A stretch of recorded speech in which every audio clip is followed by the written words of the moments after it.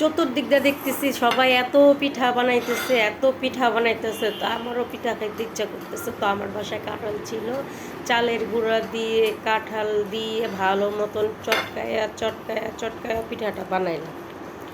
তারপরে যে কাঁঠাল দিয়ে তারপরে একটু লবণ দিয়ে হালকা চিনি দিছে, কারণ আমি তো চিনি খাই না। কাঁঠালটা এমনিতেই মিষ্টি ছিল। তো এই যে কাঁঠাল পিঠা কেউ খেয়েছেন কখনো? মানুষ দেখতে আগে কলা পাতা দিয়ে কাঁঠালের পিঠা বানাইতো এরকম চুলার মধ্যে দিয়ে, কড়াইয়ের মধ্যে।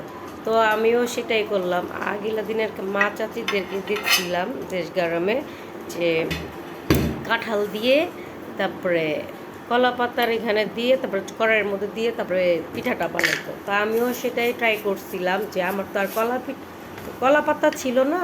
তো আমি কি করছি, দুইটা পেপার মানে দুইটা সাদা কাগজ নিয়ে আসছিলাম।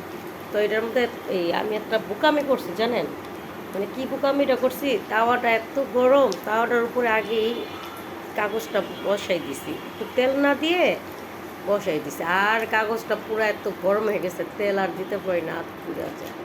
তো আমি বলছি ঠিক আছে, এমনি দিয়ে দিলে উঠা যাই বলবো।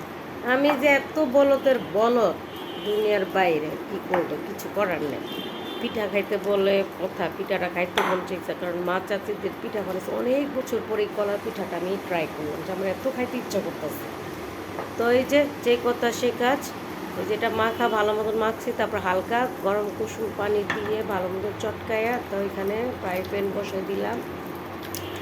বসাই দেওয়ার পরে আপনার কাগজটা দিলাম, যে উঠা যাইব কেকের মতো। তা তো উঠলো না।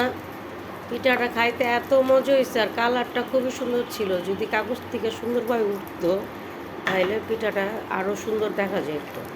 যাই হোক, পিঠাটা ইয়ালো ইয়ালো কালার হয়েছে, আর খুব মজা ছিল। কিন্তু একটাই মনটা খারাপ হয়ে গেছে, আপনার কাগজের সাথে সব লাগিয়ে গেছে।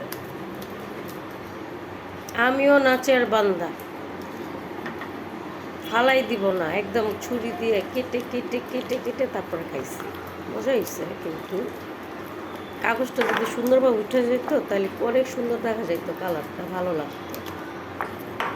যাই হোক, আপনারা কেউ খাবেন না, আমিই খাবো। তাই খাইলাম, খুবই মজা লাগছে, মনটা নষ্ট হয়ে গেছে। পিঠাটা খুবই সুন্দর হয়েছিল, কেকের মতো হয়েছে।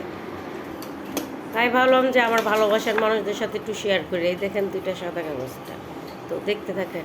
আমি ভাবছি যে আমার পিঠা বানানোটা কি সঠিক ছিল, তাই ভুল থাকলে আপনারা কমেন্ট করে জানাবেন।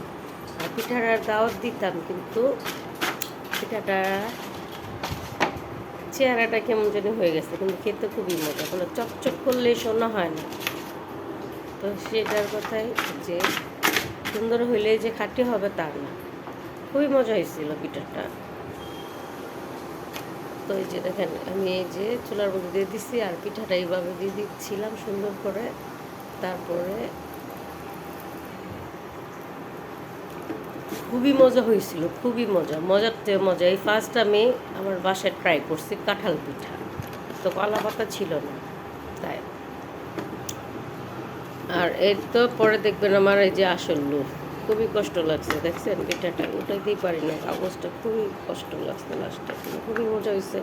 তো আজ এই পর্যন্ত শেষ করলাম। যদি ভিডিওটা ভালো লাগে তো লাইক শেয়ার সাবস্ক্রাইব করে দিবেন। আর যদি আপনাদেরও খাইতে ইচ্ছা করে তো আমার মতন কাগজটার মধ্যে বেশি করে তেল দিয়ে তারপরে দিবেন।